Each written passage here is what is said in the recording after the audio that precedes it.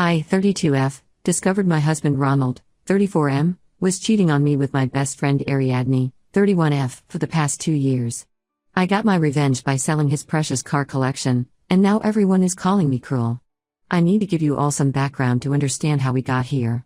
Ronald and I met in our senior year of college through mutual friends at a homecoming party. He immediately stood out because while everyone else was talking about their job prospects and student loans, he was excitedly showing people pictures of the classic car collection he had just inherited from his grandfather. The way his eyes lit up when he talked about those cars was what first attracted me to him. He came from old money, with his family owning several successful businesses across the state. When we started dating, his family, especially his mother Claire, made it clear they thought I was beneath them. They would make subtle comments about my father being a high school teacher and my mother running a small bakery. Claire once asked me if I had ever even been on a private jet before, as if that was some kind of requirement to date her son. But Ronald was different from his family. He defended me constantly and told them that he loved how grounded and genuine I was. He said I kept him connected to the real world instead of the bubble his family lived in. We dated for 4 years, during which I supported him when he decided to start his own tech company instead of joining the family business. Those early years were tough. We lived in a small apartment because Ronald wanted to prove he could make it without his family's money. I worked 2 jobs, teaching during the day and waitressing at night, to help support us while he got his business off the ground. His family kept telling him to dump the gold digger, me, and come back to the family business, but he stood firm. The company eventually took off, and we got married in a beautiful ceremony that his family only attended out of obligation. The only person who seemed genuinely happy for me was my best friend Ariadne.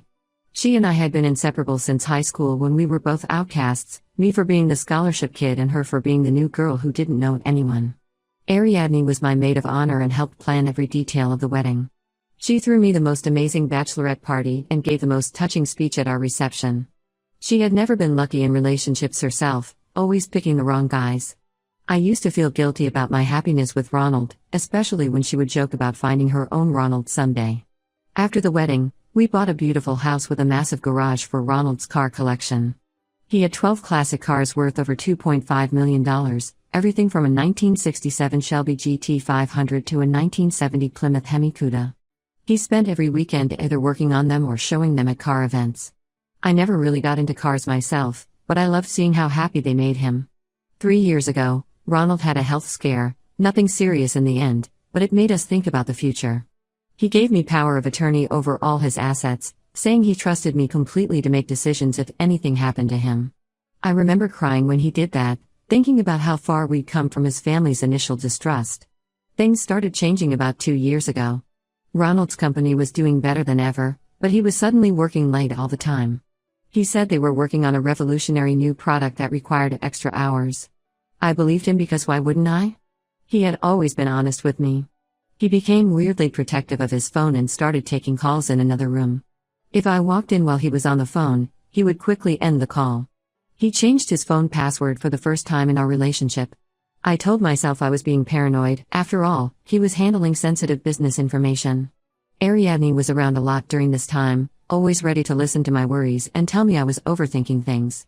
She suggested I surprise Ronald at work with lunch one day, but when I did, his secretary said he was out at meetings. This happened several times, and each time Ariadne would tell me it was probably just work stress. The truth finally came out last week when I was doing laundry and found hotel receipts in his jacket pocket. They were for local hotels, which made no sense since we lived in the city. His iPad dinged with a message while it was lying on our coffee table, and for the first time in our marriage, I snooped.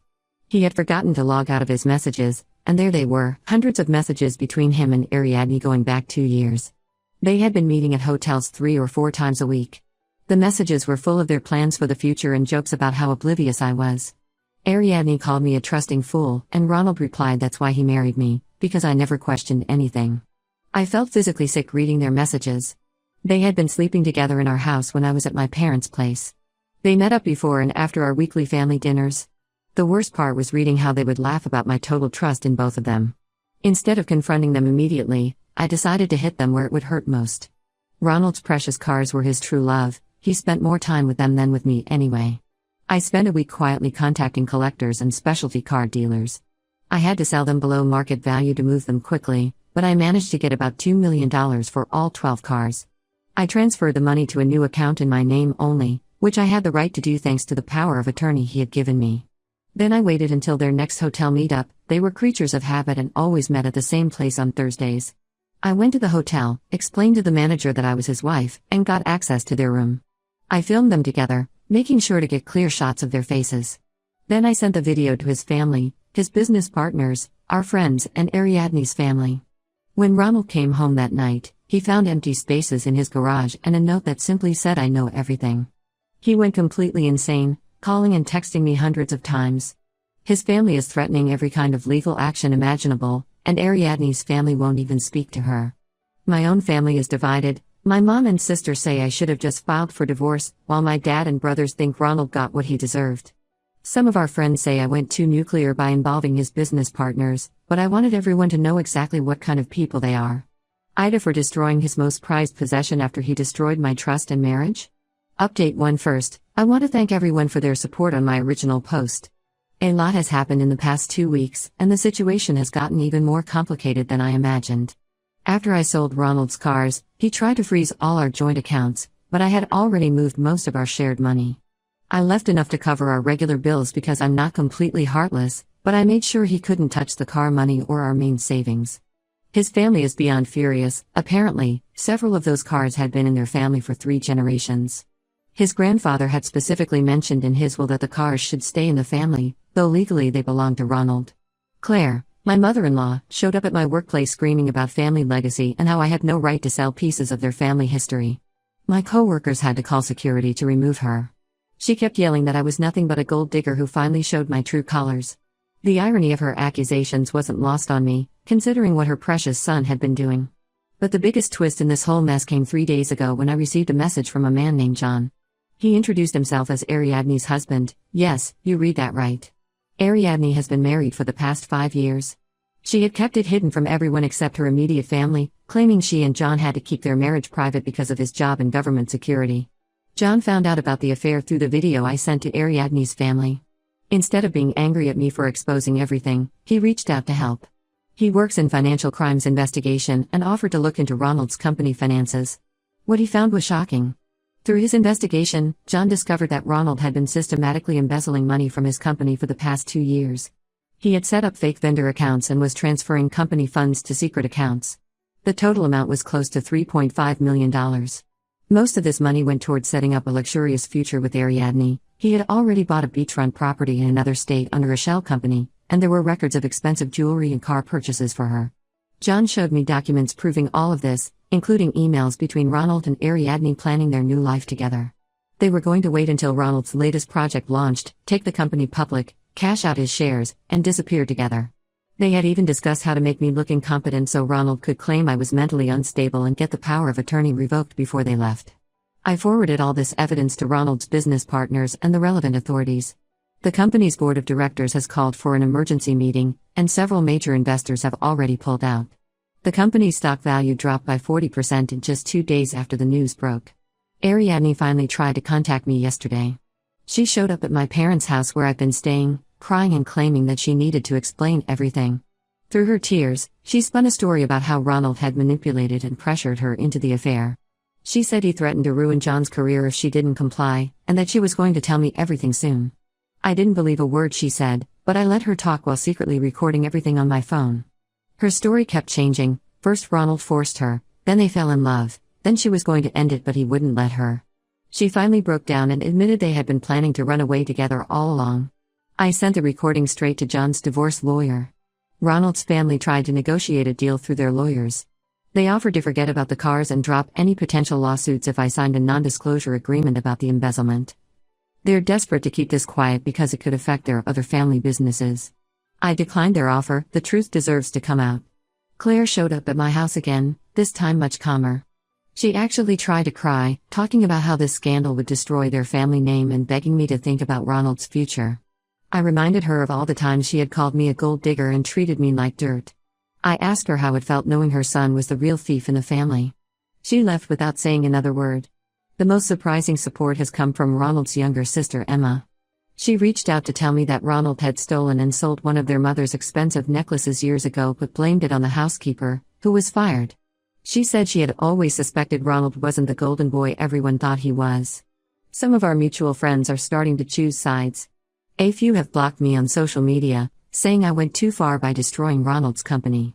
Others have completely cut off both Ronald and Ariadne, disgusted by their behavior. Most people seem shocked that Ariadne managed to hide a whole marriage for 5 years. I haven't decided if I'm going to press charges about the embezzlement. Part of me wants to let the board of directors handle it, but John says I should pursue it legally since some of that money came from our joint accounts. My lawyer says I have a strong case, but I'm tired of all the drama. Right now, I'm just focusing on moving forward with the divorce proceedings. I'll update again when there are more developments. The investigation into the company is still ongoing, and I have a feeling there's more yet to come out. Update 2: things have escalated far beyond what I ever expected.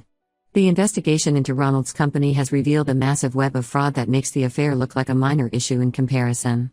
It turns out Ronald wasn't just embezzling money for his future with Ariadne, he had been running an elaborate scheme with fake vendor contracts for years. 3 of his top executives were involved, and they had been siphoning money through a network of shell companies. The amount is now estimated to be closer to $8 million, not the $3.5 million we initially discovered. The scandal hit the local news last week. Ronald's face was on the front page of the business section, and several financial news websites have picked up the story. His family can't sweep this under the rug anymore. Their other businesses are being affected, people are pulling investments, and longtime business partners are distancing themselves. Ariadne has been spiraling since everything came out. She moved in with her sister after John kicked her out and changed the locks. According to mutual friends, she's been telling everyone who will listen that Ronald promised to leave me years ago but kept making excuses. She claims they were truly in love and that I'm just being vindictive because I couldn't handle the fact that Ronald had fallen for someone else. The most ridiculous part is that some of our friends have actually taken her side. My former college roommate Lisa called me to say I should have just filed for divorce like a normal person instead of destroying multiple lives. She said I let my anger cloud my judgment and that selling the cars and exposing the affair to Ronald's business partners was unnecessarily cruel. I reminded her how she felt when her ex cheated on her in college, but she said this was different because Ariadne was my best friend and now both of them had lost everything. Ronald's lawyers are still sending threatening letters about the cars, but my lawyer says they don't have a case. The power of attorney was ironclad, and Ronald had explicitly given me authority over all his assets. They tried to argue that the cars were family heirlooms and should have been excluded, but there was nothing in writing to support this. The money from selling the cars is safely invested now. I'm using part of it to start my own marketing consultancy, something Ronald always discouraged because he said it would reflect badly on him if his wife worked for herself instead of staying home or working for his company. Several of his former clients have already reached out to potentially work with me. His mother Claire had a complete meltdown at a charity event last weekend. She started screaming at one of her friends who had just hired me to handle their company's rebranding. She called me a vindictive witch who was trying to steal her son's clients. Security had to escort her out. The video went viral in our social circle, and now even some of her closest friends are avoiding her. The investigation has also revealed that Ariadne wasn't the first. 2 former employees have come forward claiming Ronald had affairs with them and then paid them off when they threatened to tell me. He used company money for the payoffs, listing them as consulting fees in the books. His executives covered it up because they were all involved in the larger embezzlement scheme. Ronald's younger sister Emma has been feeding me more information about his past behavior. Apparently, this pattern started in college. He would charm people, use them, and then discard them when they were no longer useful. His family covered up several incidents involving female students who had complained about him to the university. The most satisfying development is that Ronald's partners are turning on each other. His CFO made a deal with the investigators and provided documents showing Ronald was the mastermind behind everything. In return, he got a written statement from the board that he had been manipulated into participating. Ronald's lawyer tried to claim the CFO was lying to save himself, but the evidence is pretty damaging. Ariadne attempted to contact me again through a fake social media account. She wrote a long message about how she never meant for any of this to happen and that Ronald had promised her a beautiful life together. She said they had planned to get married once his divorce from me was finalized, and she had already picked out her wedding dress. I didn't respond, but I did forward the message to John's lawyer. I've stopped following the news about Ronald's company and the investigation. My therapist suggested focusing on my new business and moving forward instead of getting caught up in their drama. The only updates I get now are from my lawyer, who says both criminal and civil charges are likely coming soon. Some people still think I went too far, but I don't regret anything. They chose to play stupid games, and now they're winning stupid prizes. Update 3: the divorce was finally settled last week, and I can honestly say it was worth every penny I spent on lawyers. Ronald's legal troubles meant he couldn't fight too hard about the cars or other assets. His lawyers advised him to settle quickly to show cooperation before his criminal trial. The prosecutor's office has filed multiple charges against Ronald for embezzlement, wire fraud, and falsifying business records. He's looking at significant prison time if convicted. Most of his former friends and business associates have completely abandoned him. Even his country club membership was revoked, which apparently bothered him more than the criminal charges. Ariadne's life has completely fallen apart.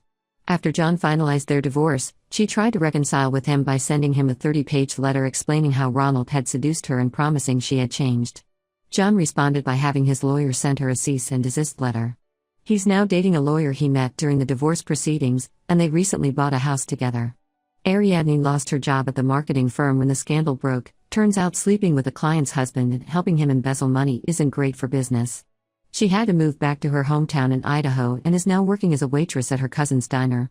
She posts daily inspirational quotes on social media about surviving betrayal and finding yourself, acting like she's the victim in all this. Last week she started a podcast about surviving narcissistic abuse. Apparently, Ronald is the narcissist who ruined her life, not the married man she chose to have an affair with. I used the car money to buy that beachfront property they had been planning to escape to. It's deliciously ironic that I'm now living in the house that was supposed to be their love nest. I've turned it into a beautiful home office for my new business, which has really taken off. 3 of Ronald's former clients signed with me last month alone. Ronald's family still tries to harass me occasionally. Claire sends nasty emails from new addresses every time I block her old ones. She's become obsessed with clearing the family name and even tried to write a book about how I supposedly manipulated and trapped her son. No publisher would touch it, especially with his criminal charges pending. The only family member I still talk to is Emma, Ronald's sister. She's cut ties with her family and is much happier for it. She told me Ronald had been the golden child who could do no wrong, and watching him fall from grace has been eye-opening for her. We meet for coffee sometimes and laugh about Claire's latest dramatic episodes. Some of our old friends have tried to reach out and apologize for taking Ariadne's side initially.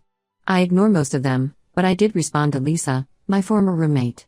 I told her she was welcome to support lying cheaters, but she shouldn't expect me to forgive and forget. She sent a tearful voice message about missing our friendship, which I deleted without listening to fully. I've started dating again recently. Nothing serious, but it's nice to know there are decent men out there. My date last week actually asked for my opinion on things and seemed interested in my business. It was surprisingly refreshing after years of Ronald dismissing my ideas and ambitions. People still occasionally tell me I went too far with my revenge, that I should have just walked away with my dignity. But I walked away with my dignity and $2 million in car money, plus a thriving business and a beach house. I'd say I won this round. For those wondering if I regret anything, absolutely not. The best revenge isn't just living well, it's living well in the house your cheating husband bought for his mistress while he prepares for his criminal trial.